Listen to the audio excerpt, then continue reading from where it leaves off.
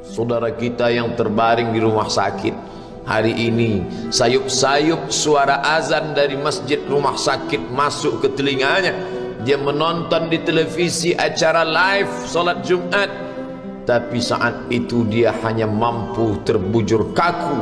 Ruhnya masih ada dalam jasad. Anaknya tidak bisa berada di sampingnya karena security tidak mengizinkan keluarga berada di dalam ruang ICU. Dia duduk di dalam. Suara terdengar, azan bersahutan, hayya 'alas salah, mari salat, hayya 'alal falah, mari menuju kemenangan. Dia hanya bisa meneteskan air mata. Kenapa? Kalau dulu dia waktu sehat sempat beribadah, penyesalannya tidak terlalu banyak. Tapi kalau di saat sehat walafiat tak sempat untuk menempelkan kening ke lantai, tak sempat melangkahkan kaki ke rumah Allah, tak sempat mendengarkan khutbah, maka tak ada duka di atas duka. Air mata yang meleleh tak dapat mengembalikan masa lalu. Lan tarji'al ayyamul lati madat, yang lalu tak dapat diulang kembali. Air mata darah menangis. Yang sakit tak akan sembuh, yang mati tak akan hidup. Penyesalan selalu datang di akhir perbuatan. Belum pernah orang menyesal sebelum perbuatan berlalu. Selalu penyesalan di akhir. Di saat itu penyesalan tak lagi bermakna. Apa kata mereka ketika melihat azab Allah? Rabbana, hai Tuhan kami, ya Rabb kami, absarna, mata kami sudah melihat azab, wa sami'na, telinga kami sudah mendengar suara tangisan, teriakan, pekikan di dalam neraka. Farji'na, kembalikan kami lagi ke dunia, na'mal salihah, kami ingin beramal saleh, inna muqinun, kami yakin seyakin-yakinnya. Tapi saat itu penyesalan tak lagi bermakna, karena dunia tak mungkin utuh semula, karena sudah menjadi sunnatullah yang lampau tak akan kembali. Idza sama'un fatarat, langit terbelah, wa idzal kawakibun tasarat, planet-planet bertabrakan, wa idzal biharu fujirat, lautan diledakkan, diletupkan, wa idzal quburu bu'asirat, semua yang dikubur dibangkitkan. Alimat nafsum ma qaddamat wa akharat, disitulah orang baru sadar apa yang dulu pernah aku lakukan. Wa qadimna ila ma amilu min amalin, semua amal mereka kami tunjukkan, kami datangkan. Ini amalmu, ini infakmu, ini wakafmu, ini sedekahmu, ini salawatmu, ini bacaan Qur'anmu, ini zikirmu. Tersenyum mata melihat amal. Faman ya'mal mithqala dzarratin khairan yarah. Tapi jangan lupa, apakah yang dosa-dosa itu dilupakan begitu saja? Yang buruk pun akan nampak juga. Faman ya'mal mithqala dzarratin syarran, sebesar ujung rambut, sebesar telapak kaki semut yang hitam, di atas batu yang hitam, di tengah malam yang kelam, di dalam samudra yang gelap, akan ditampakkan juga pada hari itu. Yauma tublas sarair, segala rahasia ditunjukkan, dan mata akan melihat dengan penglihatan yang nyata. Mulut tidak lagi bisa menjawab. Al-yauma nakhtimu ala afwahihim, hari itu mulut kami kunci, karena mulut itu yang dulu pandai mencari-cari alasan, bersilat lidah, maka hari itu lidah dikunci. Wa tukallimuna aydihim, tangan mereka kami buat bicara. Wa tashhadu arjuluhum, kaki bersaksi.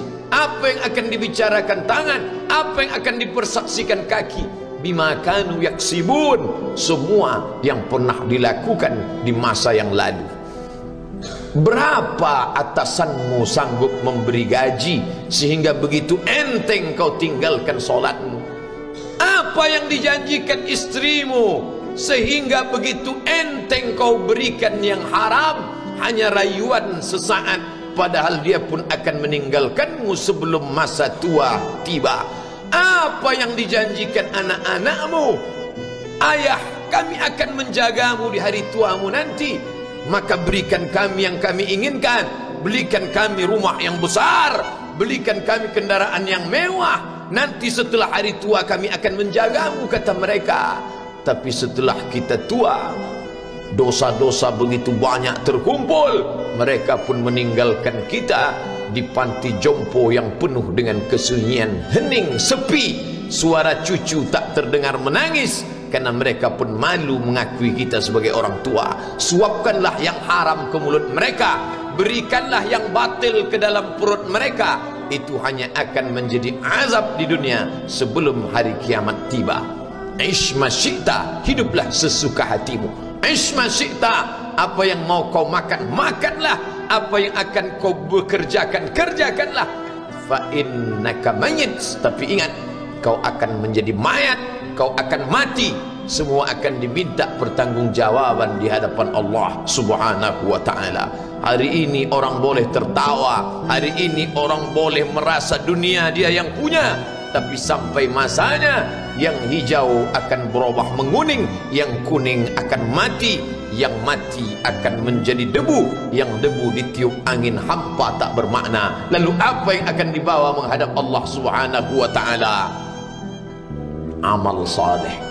Kalau pernahlah mulut itu membaca sepotong dua potong ayat sebelum berangkat bekerja, kalau sempatlah masuk ke kamar mandi mengambil air wudhu, solat sunat duha sebelum berangkat bekerja, kalau sempatlah ketika duduk dalam suasana santai membuka iPad lalu dibuka Quran digital sambil melihat beberapa ayat merenungkan maknanya, mengingat mati, kalau sempatlah mulut mengucapkan subhanallah wa bihamdihi subhanallahil azim, kalau sempatlah anak istri dibawa ke masjid iktikaf mendengarkan pengajian, kalau sempatlah beberapa persen dari pendapatan itu dilimpahkan ke rumah anak yatim panti jompo masjid, kalau sempatlah beberapa meter tanah dibeli untuk pembebasan mendirikan rumah Allah, kalau sempat memberikan beberapa karpet untuk rumah yang selalu ditinggalkan, kalau sempatlah membelikan beberapa kilo beras untuk yatim piatu dan panti jompo,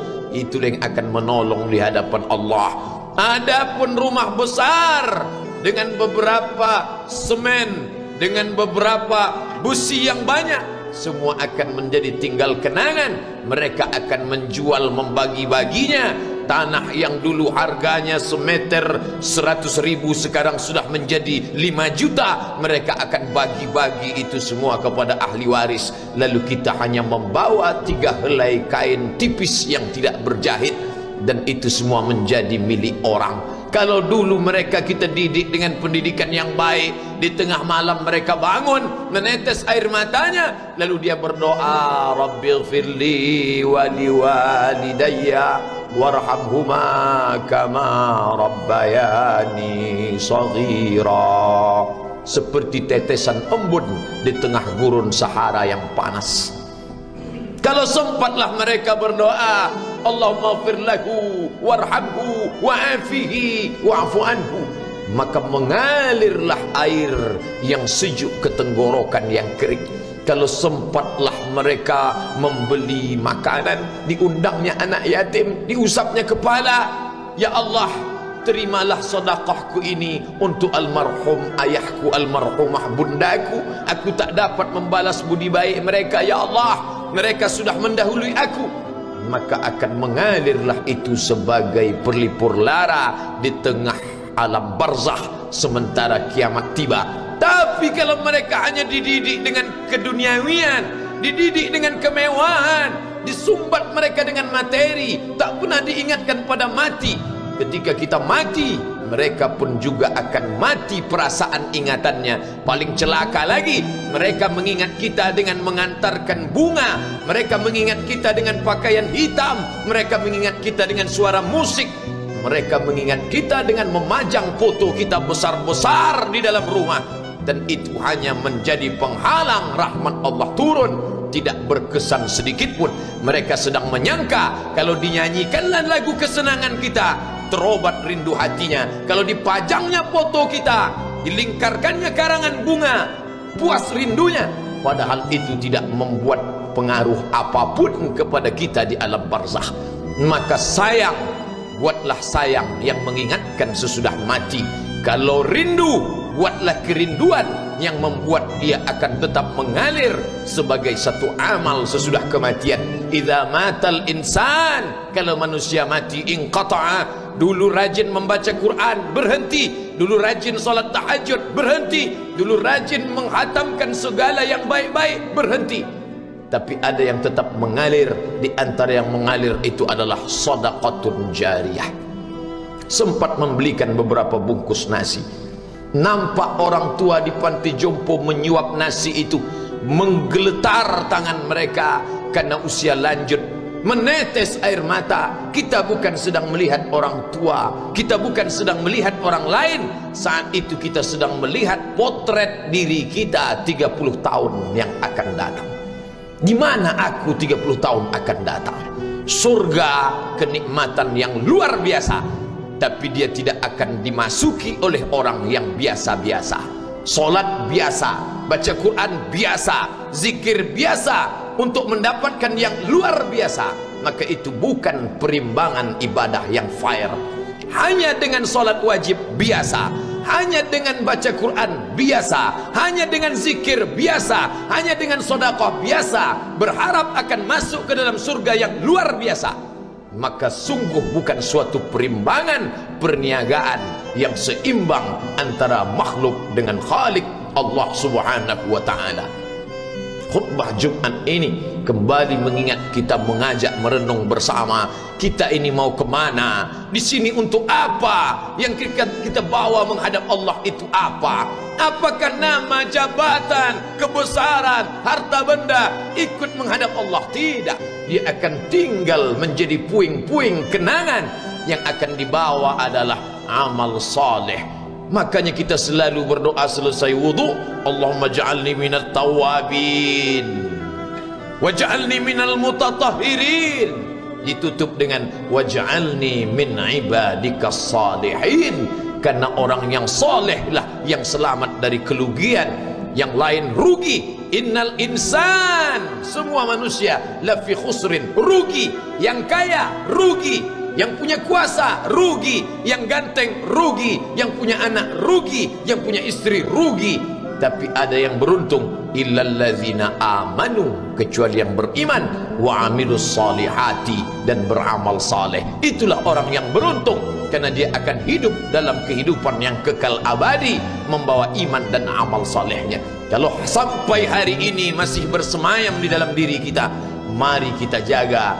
Dan kita berharap kepada Allah husnuzan, Allah menutup usia kita ini dengan husnul khatimah. Ketika itulah malaikat datang memanggil, menyambut, ya ayyatuhan nafsul mutmainnah, wahai jiwa yang tenang, irji'i ila rabbiki, kembalilah engkau kepada Tuhan Rabbmu, radiyatan mardiyah, engkau ridha kepada Allah, Allah pun ridha menerima engkau sebagai hambanya. Fadkhuli fi ibadi, masuklah engkau ke dalam golongan hambaku. Wadkhuli jannati, masuklah engkau ke dalam surgaku. Saat itu ruh keluar dari badan seperti tetesan air di hujung daun yang lembut menetes.